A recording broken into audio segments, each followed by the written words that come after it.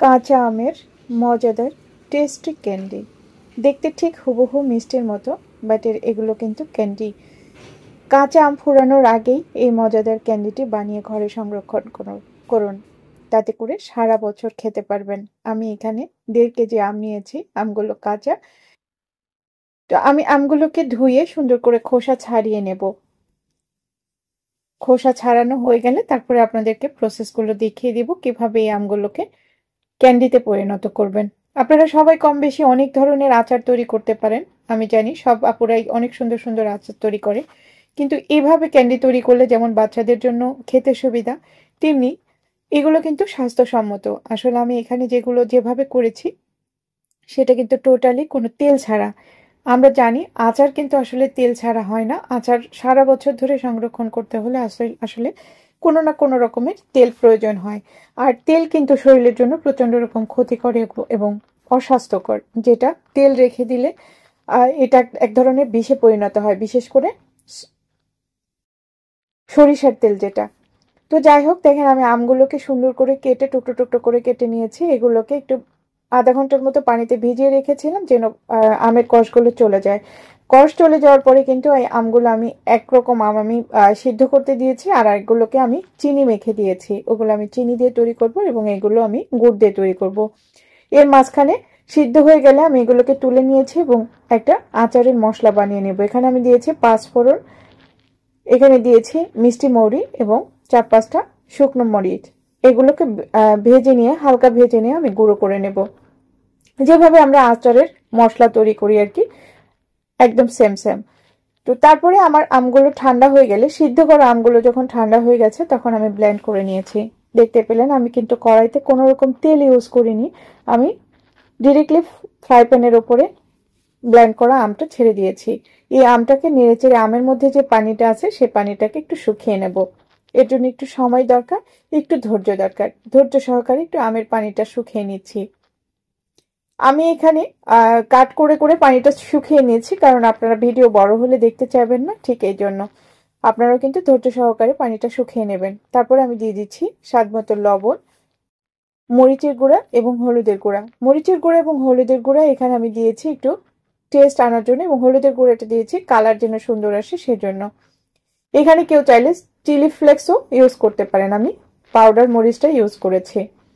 তারপরে এগুলোকে নেড়েচেড়ে একসাথে সুন্দর করে আবারও কিছু সময় ধরে এগুলোকে টানিয়ে নেব যেন পানিটা টেনে যায়। আমি এখানে কিন্তু আমগুলো ব্লেন্ড করার পরে কোনো রকমের ঝাঁকি নাই। আপনারা চাইলে এগুলো স্ট্রেনারের সাহায্যে ছেঁকে নিতে পারেন। ছেঁকে নিলে হয় কি ক্যান্ডি বানাতে সুবিধা হয়। আমি এখানে ছাঁকি নেই, আমার এখানে ছোট একটা আমের আঁশের মতো রয়ে গেছে, এটাই আমি গালিয়ে দিচ্ছিলাম আর কি। যাই হোক, এবার দিয়ে দিলাম যে মশলাটা গুঁড়ো করে রেখেছি, অল্প পরিমাণে মশলাটা দিয়ে দিলাম। বাকি মশলাগুলো কিন্তু আমি পরে ব্যবহার করব, কারণ আচারের শুরুতে এরকম ভাবে মশলা দিলে কিন্তু মশলার যে স্বাদ সেটা বা গন্ধ সেটা কিন্তু চলে যায়, ফ্লেভারটা আসলে চলে যায়। তো হওয়ার আগ মুহূর্তে দিলে আচারের ফ্লেভারটা খুব ভালো থাকে। তো এরকম যখন আমার পানিটা টেনে এসেছে, যখন শুধু আম হয়ে গেছে, তখন আমি দিয়ে দিচ্ছি এর মধ্যে খেজুরের গুড়। আপনারা কেউ চাইলে এগুলো এখানে আখের গুড় বা কেউ চাইলে এই পর্যায়ে চিনি দিয়েও তৈরি করে নিতে পারেন। তবে আমি এখানে খেজুরের গুড় দিয়ে তৈরি করছি। খেজুরের গুড়টা দেওয়ার পরে কিন্তু দেখতে পাচ্ছেন এখানে গুড়টা গলে আবারও পানি পানি হয়ে যাবে, এবং এই পানিটা কিন্তু ধৈর্য সহকারে একদম শুকিয়ে নিতে হবে। যতক্ষণ পর্যন্ত না এটা শুকায় ততক্ষণ পর্যন্ত চুলা মিডিয়াম হিটে রেখে কিন্তু অনবরত নেড়েচেড়ে এরকম ভাবে শুকিয়ে নিতে হবে। আমি কিন্তু চুলার কাছে কনস্ট্যান্টলি দাঁড়িয়ে থেকে এরকম ভাবে নেড়েছি। নাড়তে নাড়তে যখন এরকম শুকিয়ে এসেছে, এ পর্যায়ে চুলার আঁচটা একটু কমিয়ে দিলাম। কমিয়ে দিয়ে তারপরে আমি এরকম ভাবে তুলে নিচ্ছি। দেখতে পাচ্ছেন আমার কিন্তু প্যান থেকে ছেড়ে ছেড়ে আসছে।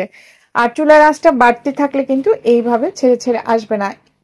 আপনারা খেয়াল করেছেন হয়তো, আমি এখন পর্যন্ত কিন্তু কোনো রকমের কোনো তেল ইউজ করি নাই, এবং আমি কোনো তেল ইউজ করবো না। যখন এরকম শক্ত হয়ে গেছে তখন আমি জিনিসটাকে নামিয়ে নিয়েছি। তারপরে এখন যে চিনি মেখে যেগুলো রেখেছিলাম সেগুলোকে আমি চুলাতে দিয়ে দিলাম। এগুলোকে আমের মোরব্বা তৈরি করে নেব। আপনারা সবাই কিন্তু আসলে আমের মোরব্বা তৈরি করতে পারেন। আমের মোরব্বা তৈরি করার জন্য আসলে দেখানোর কিছু নাই। আমি এখানে চিনি এবং হালকা একটু গুড় দিয়ে মোরব্বাটা তৈরি করব যেন কালারটা সুন্দর আসে। এই বিষয়টা আমি আপনাদেরকে দেখাতে চাচ্ছি না, আপনারা জাস্ট এরকম প্রসেস তৈরি করে আপনারা মোরব্বা তৈরি করে খেতে পারেন, এই জন্য এতটুকু দেখিয়ে দিলাম। আমার ফোকাস হচ্ছে কিভাবে ক্যান্ডি তৈরি করে সারা বছর সংরক্ষণ করে রেখে দিবেন। তো চলুন তাহলে, এই যে আমি মোরব্বাটা একটু দেখিয়ে দিলাম আমার কেমন মোরব্বা হয়েছিল। মোরব্বাটা কিন্তু খেতে দারুণ সুস্বাদু ছিল। তো এই যে দেখেন আমি একটা প্লেটের মধ্যে ঢেলে কিন্তু একটু ঠান্ডা হতে দিয়েছিলাম, আর এখানে আমি পাউডার চিনি নিয়েছি, আমি শুকনো চিনি কিন্তু ব্লেন্ড করে পাউডার করে নিয়েছি। এবার এগুলোকে একটু হাতে তেল মেখে, জাস্ট হাতে সরিষার তেলটা মাখার কারণ হচ্ছে যেন আমি এটাকে যখন বল তৈরি করব তখন যেন হাতের সাথে লেগে না যায়, এই জন্য জাস্ট একটু তেল ইউজ করলাম। এক্ষেত্রে আপনারা কেউ তেল না চাইলে অ্যাভয়েড করলে ঘি দিয়েও নিতে পারেন, তবে এতটুকু তেলে কিন্তু আসলে খুব একটা ক্ষতি হয় না। এবার আমি এরকম করে বল বল করে চিনির যে পাউডারটা তৈরি করে রেখেছি চিনির পাউডারের মধ্যে দিয়ে দিচ্ছি, জাস্ট উপর দিয়ে চিনিটা যেন কোট হয়ে থাকে, দেখতে সুন্দর লাগবে, ঠিক এই জন্য আমি এরকম ভাবে সবগুলোকে বল বানিয়ে নেব, মানে ক্যান্ডি তৈরি করে নেব।